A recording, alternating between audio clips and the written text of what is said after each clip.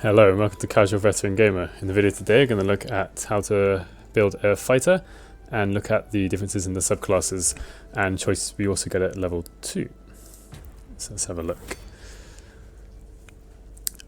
Just like in my cleric video that I released earlier before this one, I'm not going to spend too much time looking at the name or how the character looks. Just going to go straight into class. Going to pick fighter. We don't have any choices here at the beginning. So just a quick look at the fighter itself. We get saving throw and constitution saving throw proficiencies, then proficiency in every type of armor and weapon, which is nice because you can put on anything that you find. So that's the class. Then to the race. So as a fighter, you really want to be having high constitution and usually high strength, and if you can, a high dexterity as well. We want high constitution so we can take more hits. High strength, we do more damage with our melee weapons, and we're going to be using weapons that use a strength ability modifier. The high dexterity will help with, well, saving throws, and if you're wearing light or medium armor, and if you're using a ranged weapon, which will sometimes happen because a ranged weapon might be your only choice for a ranged attack. Anyway, so let's look at the races. So we want races with strength or dexterity.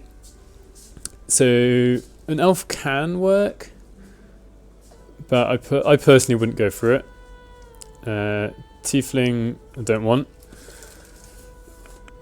Drow we don't want this charisma. Human one of everything we don't want. Now Githyanki is the first, I think, good choice. We get +2 strength. The intelligence, okay, isn't so useful, but one thing that Githyanki do get, not at level 1, but at a higher level, is in the innate ability to cast jump. And that is actually really useful for getting around the battlefield. Also, having an invisible mage hand is really quite useful as well at different points. So one choice would be Githyanki. The second choice I would say is worth looking at isn't the gold dwarf, but the shield dwarf, because it gets strength +2 and constitution +2. Outside of a half elf, the shield dwarf is the only race that gets +4 in total to their ability modifiers to increase the ability scores. Well, the human does get +1 to everything, but that's stuck at +1 to everything. But the downside to the half elf is 2 of the 4 stuck in charisma, and then we can't put the other 2 in the same one. They have to be 2 separate ones. So I wouldn't go with half elf. And halfling you could probably make work with dexterity and constitution here, but I'm going to go with dwarf. Now with the shield dwarf, there are a couple of downsides to using them. One is their base facial speed. It's only 25 instead of 30 feet. We get this light and medium armor proficiency from them, which is kind of pointless, considering from a fighter we already get those. But they've got dark vision, which I like, and also we've got advances on saving throws and resistance to poison damage. But really I'm getting it for the +2 strength and +2 constitution. Right, onto abilities. We want a high strength, but you'll notice that this number here is the ability modifier, and this is added to rolls to hit and for damage for melee weapons. This one must be high, so when we get to 16 we get +3. 17 we don't go up to +3. I'll talk about a bit about that later. What we don't want, we don't need that really. So this here, quite a standard array for a fighter I would say. Strength, got a +2 modifier, dexterity +2 and constitution +3, and no negative modifiers for the other abilities, other stats. So yeah, this is decent, this is solid. We know we're going to be hitting as hard as we can, and as often as we can from level 1. And with this +3 in constitution we're going to be getting more hit points every level. You could see if you try and switch around it doesn't work, because using the point buy system, the maximum value we can have for any ability is 15.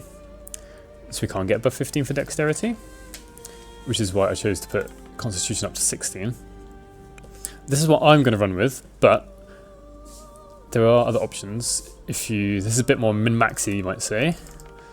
If we take down any 2 of these bottom 3 abilities, what we can do, put it up to 17 and 15.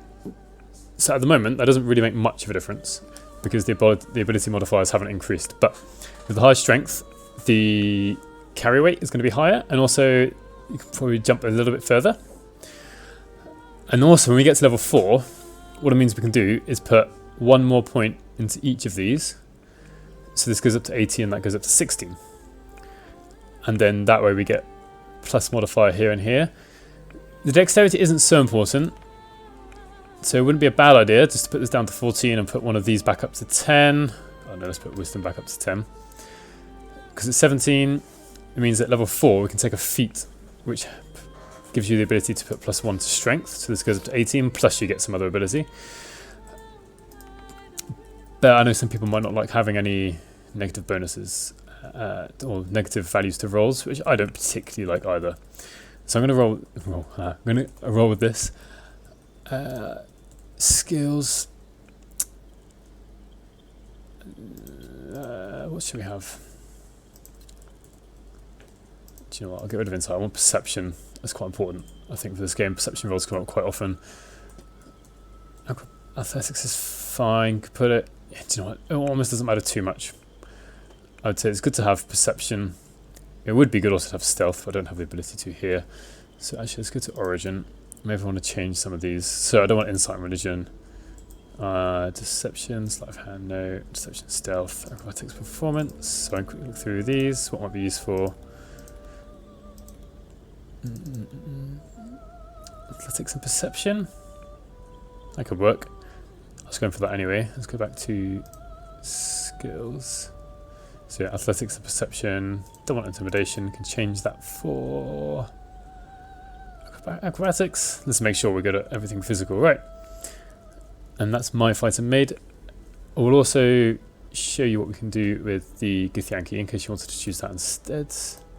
There's no choice for sub-race of Githyanki, that's just the only one we have. Let's go to abilities. They get +1 to intelligence, so I'm going to take that down. But the problem here with the Githyanki is only getting 3 bonuses to ability points. I don't have enough ability points to put this up to 16. So what can we do? We could put this back down to 12. That goes up to 15. That'll be the maximum it can be.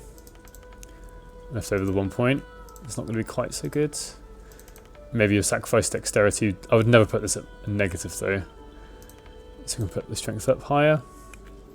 It's not quite as easy for the Githyanki because, I mean, dexterity is just good overall to have because it gets you higher in the turn order, like when you're rolling for where you are in the turn order. I still don't want negative ones of these. Maybe I'd leave it at this. At level 4, put 1 to strength and 1 to constitution. Oh, no, not class. Race. There we are. Dwarf. Gold dwarf. No, shadow dwarf. Go, I can change the abilities now. Right. Where was it? I don't want that one. Put that down, put that up. Right. Yeah, I'm going to roll this so the ability modifiers are good. Right, next thing I'll show you is what choice we get to have at level 2.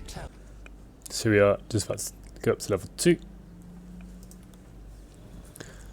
We get one choice here between what fighting style is what 5th edition would call it. Here we've got class passive. So archery, defense, dueling, great weapon fighting, protection, and 2-weapon fighting style.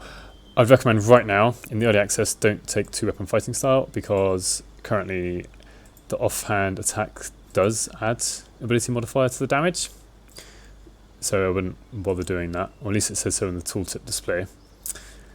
Then let's have a look at the rest of them. Archery. If you're going to use a fighter with a bow, this is probably the one to take, quite easily the one to take. Because +2 bonus to attack rolls is actually quite high. It's like having 4 more dexterity than what you currently have. Obviously it doesn't add to the damage though, or it doesn't affect initiative rolls or anything else. But this is a really good option if you are using bows.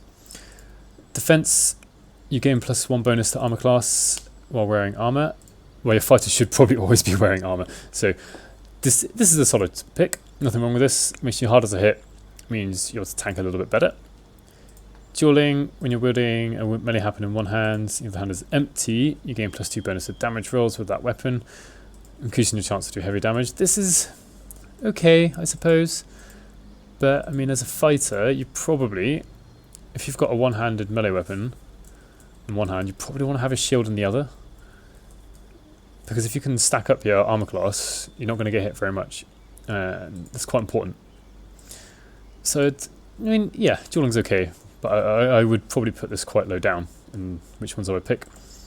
Great weapon fighting. If you're using a two-handed melee weapon, this is decent.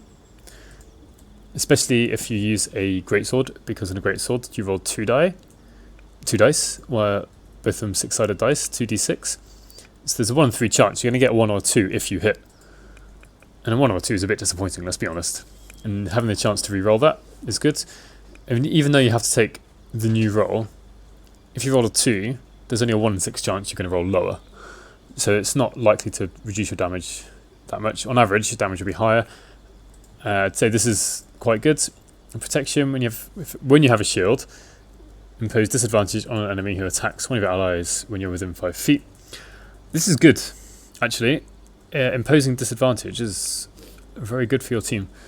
So if you're going to be, I'd say probably if your fighter is going to be using a shield, protection is really a good choice, because there's probably going to be at least one other person on the front line with you who isn't going to be as tanky as you are, as the fighter is. Defense is this good all round, because you're going to be wearing armor. Nothing wrong with that. If you're going to be using a two-handed weapon, great weapon fighting is probably the way to go. If you're using a bow, go for archery. I'd probably put dueling at the bottom, above two-weapon fighting style at the moment, because two-weapon fighting style doesn't even apply right now. I'm going to go for great weapon fighting. I'm going to hopefully get the fighter to have maybe a great sword, something that has 2d6. Think a great sword, so that this class passive will actually proc quite a lot of the time. Also, we get this action surge. And so once every short rest, you can take an extra action. Let's accept that. And save some time. I'm just going to leave Shadowheart at level 1. And So I'm going to show you what action surge can do. So at the moment, I'll show you. So right, I want to get around the back because there's a high chance to hit. I'm not going to use action surge. I'm going to show you this. So if something's a bit far and you're getting into battle, use your bonus action to jump in. You've still got a decent amount of movement left. It uses up 10 feet of movement. So let's attack. So you see when I've got the cursor over the Insect Devourer, it says backstab. My chance to hit is 100%. I've got enough. Hopefully I've got enough movement to do this. If I stand here, it's 95. Okay, at the moment 95 and 100%. Actually 100% is decent because I know I'm going to hit. Alright. But you can't backstab from just anywhere. Okay, so I can't make it, right? So let's attack first of all and kill them. So I can't show you action surge. Alright, I'm going to try again. Try and make sure I can actually show you action surge this time. Attack from behind. Critical hit. Don't get to show you action surge. Let's try again. Okay, hopefully third time lucky. Showing you action surge. I've come up with an idea this time. So to get there, I need about 50 feet of movement. My movement speed is only 50. Let's move maximum. So normally, if I want to go further, use a dash, right? That's fine. Dash gives us an extra 25 feet of movement, so I can get up here. Yeah, I can reach. So oh look, not enough resources. Action. What am I going to do? Well, here we are. I'm going to use action surge. Before I do that, can I dip? No. So here it. There we are. Click. Action surge. I see down the bottom, I've now got 2 little circles, and I've got an extra action. And now I can actually attack. And just for good measure, just push them just because I may as well use a bonus action. And Shadowheart's going to come and save the day, maybe. There we are. So there's action surge for you. So I'm in the middle of a battle, and I just noticed that the level 2 fighter options I don't think are being applied right now in the early access. So I chose Great Weapon Fighter for, I think, both Lae'zel and my character. My character just hit this bugbear and did a total damage of 7, which is 3 from the damage die, damage dice, +1 because it's a +1 weapon, and +3 from the strength modifier. And if I had Great Weapon Master, or Great Weapon Fighter, I would be re-rolling 1s and 2s, which means I should re-roll the damage roll. And so I noticed it was quite a low number, so I had a check. You can see here that it's not working. And then when I go to the character screen for both my character and Lae'zel, so from the class, the level 2 option is missing, the fighting style. So I open up level 1 fighter and it's not here. This is just the proficiencies. Level 3 Battlemaster. So this is the superiority dice. But there's nothing about the fighting style. So this would have been a great example of a use of Great Weapon Fighter that would have been a really good use, because the chances of rolling 3 or lower on 2d6 are pretty slim. Rolling lower than 3. Rolling 3 or higher is what, a 35 out of 36 chance. So most of the time in this situation, I'm going to be rolling at least higher than what I did before. So just finished the fight outside the Druid Grove, and everyone got to level 3. And I can show you both of the fighter subclasses using the character I created and also Lae'zel. I'm going to start with my character. So choices are for subclasses Battlemaster and Eldritch Knight. Battlemaster in general gives you more options in combat with your weapons. This is a very martial type thing, and the options are here. So Menacing attack, pushing attack, rally and riposte. Let's have a quick look at all of them. So Menacing attack, spend a superiority die to deal 1d6 +2 +1d8 piercing and possibly frighten the target. This is quite good because if it frightens the target, it kind of takes them out of the round, takes them out of round of combat, because they're just going to run away from you. They're not going to attack anything. So even if it's not going to kill someone, this is really good if someone else is in trouble or you think an enemy is about to kill one of your teammates. Pushing attack, doing the same amount of damage. So just going through that damage quickly, the 1d6 is actually from the weapon. I don't think it's correctly looking at the weapon that my character's got equipped, but the first bit there will depend on the weapon you're using. Then +2, I think they're using the dexterity. Maybe they think I've got a finesse weapon equipped. And then the 1d8 is coming from the superiority die. So the attacks do extra damage compared to normal. So even if you're not going to use this to frighten off a creature, you can use it to do extra damage, which is especially useful if there's a critical hit. Pushing attack. So doing some damage and possibly push the target back 15 feet. So this is basically like an attack and a push from a bonus action all in one go. Rally, expend a superiority die to bolster the resolve of a friendly creature. So gain an additional 8 hit points. I quite like this because if there's a teammate in trouble and your cleric isn't going to go soon enough and you don't want that character to use an action to eat something or drink something, a bonus action for drinking a potion, you can use this to preemptively give them 8 hit points. And this will stay until you do a long rest, I think. And then riposte. When a creature misses you with a melee attack, expend a superiority die to retaliate and deal extra damage. This is quite good. Originally when I played through the game, I didn't have pushing attack, I had riposte. I had these 3. I think this time menacing attack is really useful because if its second ability actually works, it's quite powerful. I quite like this one as well because and I like rally. I really want all 4 of them at different moments. I'm going to leave out pushing attack again because if I really want to, I'll probably use a bonus action to push rather than use this dice. Right. So it says superiority die 4. What this means is every short rest you can use 4 of these things. So each time one of these passives is used, then a superiority dice is used up, but they replenish on a short or long rest. So I'm going to leave this with Battlemaster and then show you Eldritch Knight with Lae'zel. So accept that. Go to Lae'zel, here she is. Turn her into an Eldritch Knight. So this time, very different. An Eldritch Knight actually gets some spells. So 2 cantrips from this choice. Blade Ward is okay. I didn't find I was using it very often when I played before. Perhaps I'll get light, because none of these characters have light, and Lizelle doesn't need, but will benefit from having light because she doesn't have dark vision.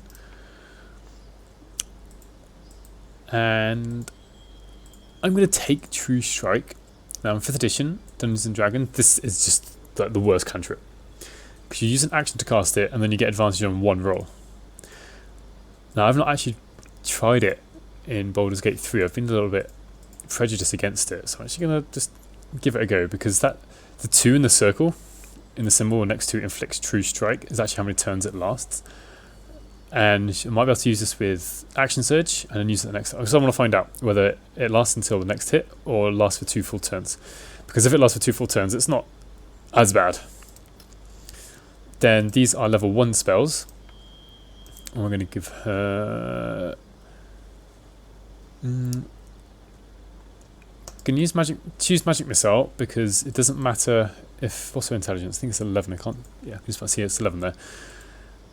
Magic Missile doesn't require intelligence to hit or for damage or anything. I don't think any of the spells use intelligence for damage, usually just a hit. And it's good to have a ranged option. The next one, Thunder Wave, maybe. She's going to be wearing... I'm going to choose Thunder Wave, just in case there are a lot of people nearby, and I've used up Cleave. This is a chance to do some area damage to potentially knock some people back. And then we pick a 3rd spell. This is now any choice of spell. I know she's going to get jumped later because she's Githyanki, but I'm going to choose Longstrider. Touch a creature to increase the speed by 10 feet. And this lasts a long time. I can't exactly remember how long it lasts. It says -1 there. I think basically it lasts until the next long rest. Yeah, because Mage Armor says -1. So I can cast this at the beginning of the day and know that it's going to be active. And it doesn't even have to be her. I could put it on to the other fighter, the fighter I made.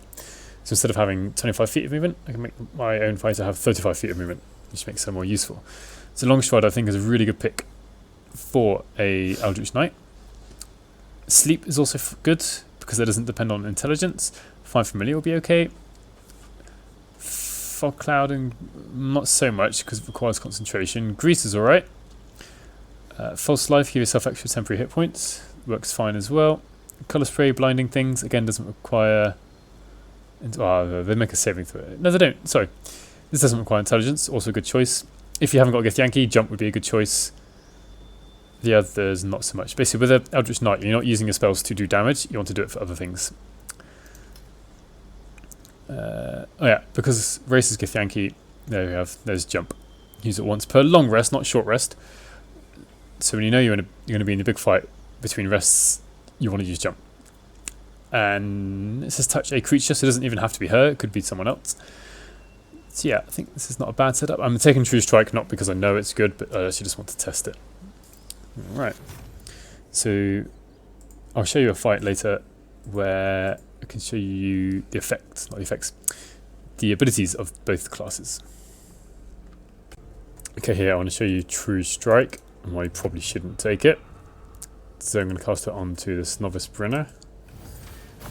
There it goes, 100%. Go up to, so you can see I've got a bonus to hit. The advantage is there. Let's use Action Search. Now, even though I've got Backstab, True Strike doesn't seem to stack with Backstab, which is a bit annoying because every other form of advantage does. So hit them once, and then True Strike is gone. So unless you really want to use your Action Surge and True Strike on the same turn, it's really not worth it, because if you're not using Action Surge, take an action to cast True Strike, right, and you get advantage, then you hit them next turn, and that's it. You may as well just try and hit them twice. And this takes up concentration, so if you somehow drop concentration between this turn and next turn, then you've lost the casting of the spell. So do not take True Strike, it is a trap spell. Anyway, and then, look at that other fighter here. I'm quite tempted to do that, but let's just show you one more time. Let's make sure I don't get hit by an opportunity attack. This might actually just kill the guy. I don't know. Yeah. 15 damage. Show you where the damage came from. Has it gone here? 15. It was only going to be 10, but with the extra ability, it did an extra 5 damage, which is true for any of the maneuvers that are part of a melee attack. They'll do extra damage anyway. So although I didn't need to use the ability where it makes him feared, makes the enemy feared, I have actually just taken extra damage and killed the guy in one go. As you get to higher levels, it's going to be less and less likely you're going to be able to one-hit enemies, but still, extra damage is always good. So here I am in a fight. I've got a Warg companion, 26 hit points, and I'm going to try and use Menacing attack. Make sure I pick melee. There's only an 88% chance to hit, so maybe what I'll try and do first, jump to the side, so I can get the backstab bonus. Still 88% chance to hit, strange. Get the backstab bonus normally. Hopefully this hits. So first of all, before I strike, I can do up to 23 damage maximum. Not likely. Alright, so it's hit and they're frightened. So I've just got enough experience to get up to level 4. And this is the level up screen for my fighter. And so we can see at level 4 we get an ability score improvement, or we can swap out for a feat. In the end, I think I'm just going to take the ability score improvement. So I may put both points. You get 2 points to put it into different ability scores, or the same ones. And I put them both into strength. This is because I'll get +1 to hit with melee weapons and +1 damage with melee weapons. It's not fancy or anything, but it's reliable. Every time I take a swing, I've got this bonus. And the +1 to hit is what I'm really worried about, what I'm really aiming for. Because if you miss, then not doing any damage or having any other effects applied. But if you want to take a feat, push this button here. I'm not going to go through all of them. There's quite a lot here. Actually, I might go through most of them by the end of it. So for a fighter, athlete, if you've got an odd number for your strength or dexterity, this would be quite good. So you can put up strength or dexterity by 1, make it even, get an extra bonus. When you're prone, standing up uses less movement. That's kind of useful, a bit situational, but it does come up. Defensive duelists, when you attack with a melee attack, you can use a reaction to increase your armor class, potentially causing an attack to miss. I'm not going to take out with this fighter because she's already got her reaction from the battle maneuvers to take an attack, so it wouldn't be useful for her here. Dual wielder, well, she's not dual wielding, but gain +1 bonus to armor class when wielding, which would be good. Also, you can use 2 weapon fighting even if your weapons aren't light. This could be really quite useful because then you could have 2 long swords, which are 2 1d8 damage dealing weapons. So you could be doing up to 2d8 damage every turn with 1 attack from each, which is okay, not bad. Great Weapon Master, this is probably the other one I would take, potentially. So when a melee attack scores a critical hit and or kills a creature, you make another melee attack as a bonus action. That's quite useful. At the moment, I've been fighting a lot of goblins, and so they die, quite a lot of them die, so we could get a few extra attacks. And when attacking with heavy weapons you're proficient with, attack rolls take a -5 penalty, which is quite severe, but the damage increases by 10. The payoff there is probably worth it, especially once we're allowed to get to level 5 and the fighter can have 2 attacks. Heavily armoured isn't going to be useful because this gives proficiency in heavy armour, which fighters already have, same with light armour.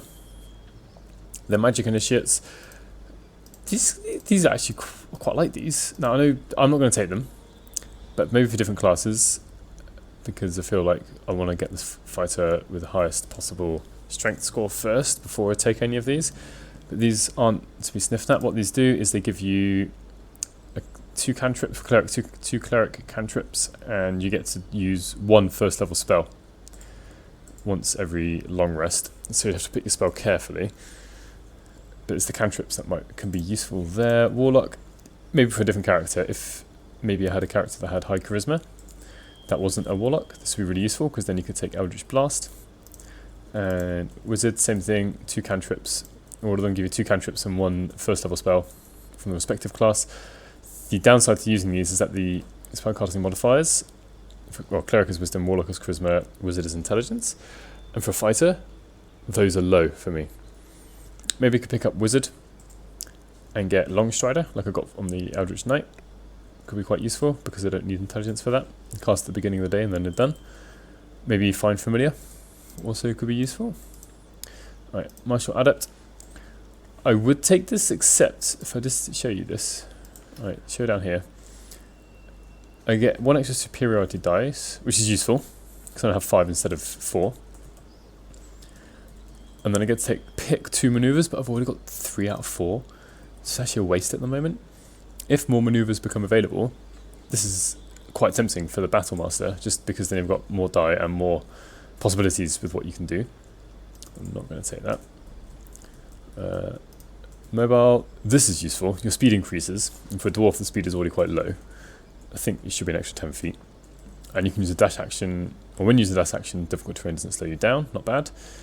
Moreover, if you move after making a melee attack, you don't provoke an opportunity attack from your target. And that can be useful for moving one place to another. Moderately armoured, that's just going to be medium armour and shields, don't need that as a fighter. Shield Master, well, she's not using a shield, so I'm not going to take this. It'd be pointless, but if your fighter is using a shield, you get +2 bonus to dexterity saving throws. And a successful save means you take no damage instead of half. It's okay, but I feel like probably ability score increase is probably a bit better than that. Skills, you gain proficiency in any combination of 3 skills of your choice. Might be okay for a fighter, because as we get to higher levels, they get more levels that they can take feats at, and ability score increases. If you feel like you're lacking, then you could take this. Tough, hit point maximum increases by 2 for each level. Not so useful for a fighter, because this is a flat increase, so it's more useful in things classes that have lower hit points, such as, well, Wizard, because they only get probably 4 hit points a level plus a Constitution modifier. This is actually quite a large percentage increase. Weapon Master, completely pointless for a fighter. Okay, you get your strength and dexterity increased by 1, but you gain proficiency in 4 weapons of your choice, but a fighter's already got proficiency in every weapon anyway. So for a fighter, level 4, ability improvement is always going to be a solid choice. Depending on what weapons you're using, several of these might be useful. If you're not a Battlemaster, defensive duelist could be quite good to help increase your armor class, and it doesn't require any resources to do that apart from your reaction. Overall, because it affects every single strike I make in terms of to hit and to damage, plus I can jump a little bit further, make that +2, and carry a little bit more, it's quite a good choice for a fighter. I'll also show you what I'm going to do with Lae'zel, because I had her here as well. So, customized, do I want a new spell? I don't really care for any of these, if I'm honest. Let's just pick that one for the sake of it.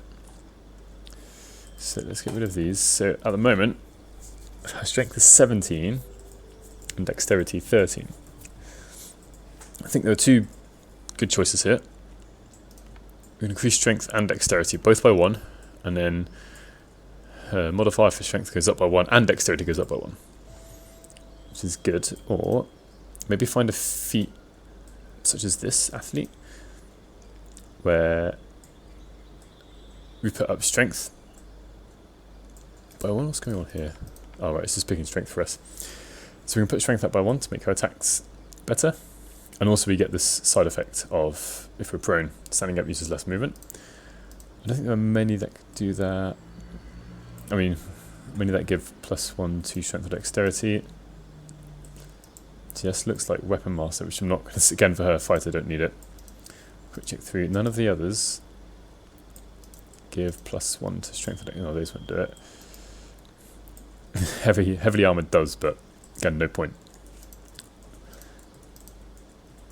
Yes, the only options here really would be either athlete or ability improvement, I would say. I'm going to go with ability improvement. Let's give not +1 constitution and +1 there. This is so her dexterity saving throws are a little bit better and more likely to hit with a bow. Because every now and again I do use a ranged attack which you can't get close enough. Use the bow instead. It's a little bit boring in a way because the feats do give lots of extra abilities, different things you can do. So they're not bad choices, but reliably, the more reliable choice is going to be adding to your ability scores. So there's been a short guide to how to level up a fighter, 2 different ways, Eldritch Knight or Battlemaster. My personal preference between the 2, they're both quite closely ranked I think. There's not there's no wrong choice here, but I would probably pick the Battlemaster, mostly because, 2 reasons. One is that you've got basically 8 superiority dice to use between every long rest if you take a short rest during the long rest. So you've got more opportunities to use what you get from the subclass. Plus you get 3 different choices of things to use. So there's a bit of versatility there. The Eldritch Knight, you've got to be careful which spells you pick, because you need to pick spells that don't use intelligence. So what I've picked here wasn't very good, so True Strike, don't pick that. Thunderwave isn't actually a good choice. But Magic Missile is good, Long Strider is good, Jump is okay as well. Mage Hand might be okay, but with the Gith Yankee we don't need all that. Its downside is you only get 3 first level spell slots at level 4. You're not going to be able to use them very often, and as you level up you're not going to get a big and large progression in spells known and spell slots. But the Eldritch Knight is not a bad pick. My personal preference is Battlemaster, but you can easily make Eldritch Knight work quite well. Right, I hope you enjoyed that. If you've got any comments about anything I've said wrong, please let me know, put it in the comment section. A like and a subscribe will be very well appreciated, and I'll see you in the next one. Ooh, critical hit, look at that. 2 out of 3 dead, not bad. Critical miss.